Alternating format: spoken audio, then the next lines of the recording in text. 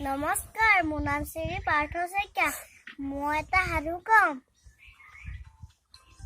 এদিন এখন গাঁৱত এজনী কাউৰী আছিল। সেই কাউৰীজনীৰ ভাগৰ বহুত পানী পিয়াহ লাগিছিলে। সেই কাউৰীজনীয়ে পানী বিচাৰি আছে। তাৰপিছত এটা ঘৰৰ বাহিৰত এটা কলহ দেখিলে। সেই কলহটোত পানী অকণমান আছিলে।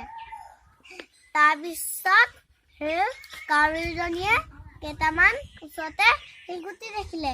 সেই শিলগুটিকেইটা কলহটোত ভৰাইছে। পানী ওপৰলৈ আহি আছে।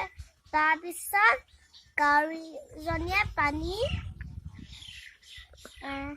হেঁপাহ পলুৱাই খালে।